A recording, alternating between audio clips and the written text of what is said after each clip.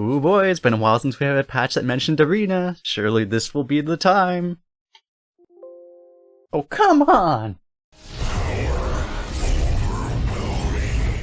Hey, what is up YouTube? Kolst here. So as we mentioned in the intro, Arena was not mentioned in the patch notes. The patch did come out, but this is actually a big patch for Arena because there is one change which we are going to talk about very quickly. And I was actually waiting to see if this patch would touch Arena a little bit more significantly to do this tier list video, but since we have this balance update here, we're going to make an update to the tier list as well. So let's go really quickly over all the standard card updates really fast here. So first one we have here is that Guff is going from gain a mana crystal to gain an empty mana crystal, both on the battle cry and the hero power. However, this card's not in Arena, so we will move on. Edwin is going back to what it was, a 4 mana 4/4 instead of a 3 mana 3/3. In Arena, this really isn't a big difference. In Standard, this is a huge difference, but we'll go on.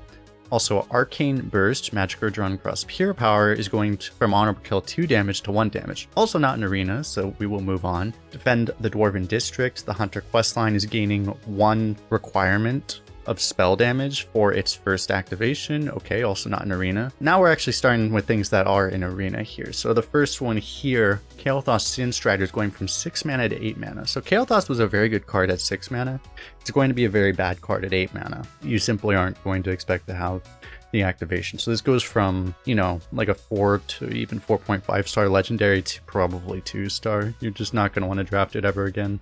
So Kael'thas, as far as Arena is concerned, is basically dead. Smothering Starfish, which is not currently in Arena, but will rotate back at some point. This is going from a 3 mana 2/4 to a 4 mana 2/4, basically making it so it actually has a significant cost. Again, making it where it was a very draftable card at 3 mana. At 4, you can still draft it, but it's just weaker. It's a big cost in Arena to just pay that efficiency there. Next up, we have School Teacher, which they nerfed it from a 5/4 to a 4/3, and then now they're changing it to a 4/4. So it was very good it was insanely good at 5 as a 5/4. It was still very good as a 4/3. As a 4/4, it's going to be, you know, very, very good. One of the best neutral cards in the game, even though this is not draftable right now. And also not draftable right now, Alliance Bannerman. And Alliance Bannerman is going back to what it used to be, a 3 mana 2/2. It was quite a bit worse as a 3 mana 2/1, but it was still good, and now back at a 3 mana 2/2, it's one of the best cards in Paladin. It's very, very strong. Now let's talk about the big change here, which we skipped over really quickly. That is Nightcloak Sanctum is going from 3 durability to 2. So this is, if you were not aware, if you were living under a rock in Arena, this was one of the best cards, if not actually the best card in the entire game period. Probably Aralon, you could make an argument, might be better. And there were like 1 or 2 cards at the similar power level, but now this is going to 2 durability, which is really where it should be. It was where it was initially revealed as a 2 durability, and now they're finally nerfing it to 2 durability. So this is very, very good, because at 3 charges, this card needed to be, honestly, just needed to be banned from Arena.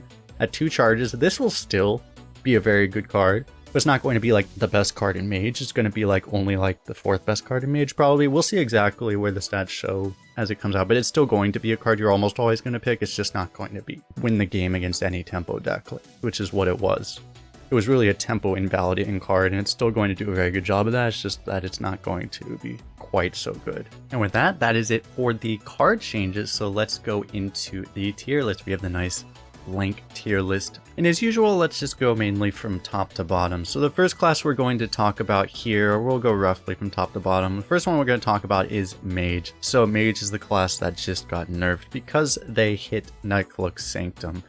So before this, Mage was, by win rates at least, the clear #1 class. I actually don't think it was the best class if you are a skilled player, because it's so reliant on just having certain cards. But for this tier list, we are still going to be putting it into the top tier. Nightcloak Sanctum, as good as it was, and how important it was to actually win with Mage. You didn't always get it, and you know, I had a 12-win Mage the other day that didn't even have a Nightcloak Sanctum, so it's not like you needed it. Mage still has a whole bunch of Discover tools, AoEs, you know, all that stuff you want.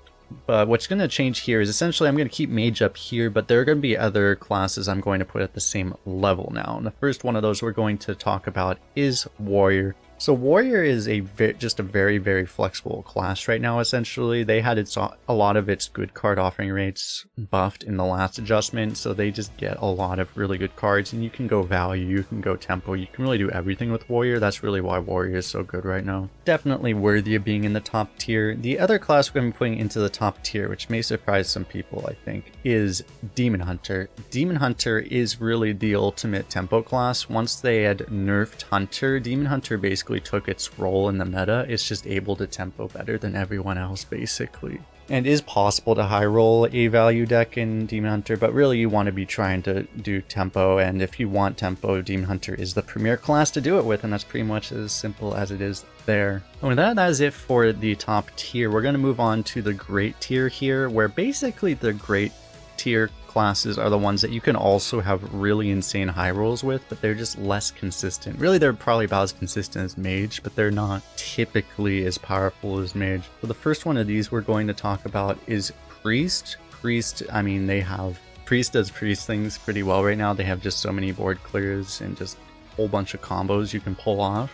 The thing is that, again, you just don't quite have the consistency. You don't always get really any of the AoEs or any of the good ones that you want, and sometimes you just miss some of the key cards, like the location, for example. If you miss the location, Priest, you're just going to have a hard time.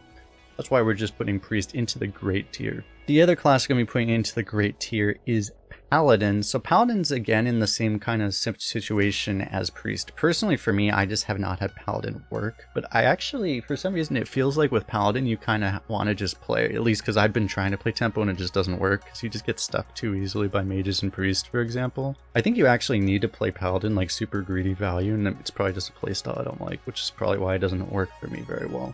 For other people, Paladin seems to work, so I'm still putting it this high in the tier list, but for me personally, I would actually put Paladin like way down here, or even maybe even terrible. I pretty much sworn off Paladin. I'm never playing it again. But, you know, other people seem to have success with it, so maybe I've just been unlucky like 10 times. Who knows? But that is it for the great tier. So moving on to the decent tier here, there are going to be two classes put into here. The first one is Hunter. So both of these classes in the decent tier are actually going to be very strong tempo classes, but Hunter is again kind of more of a high roll low roll type class, because a lot of it is going to come down to just how many wild seeds you drop and whether or not you draw them in the early game or not. So it's a bit less consistent, but you are Hunter, and Hunter has a nice hero power which you can use to kill people with. And if you abuse that and play it very well, which a lot of people do not do, but if you can play Hunter well, Hunter is definitely still very good. It's just a little bit difficult because your card quality is a little bit lacking compared to a lot of the other good classes right now, so it's a little difficult. And the other class going into this decent tier is going to be Druid. So Druid, again, I had a 12-win Druid that just posted on YouTube a few days ago. Druid, for me, has been just very, very good, and it's not performing very well in the win rates. I'm actually stretching to even put it this high.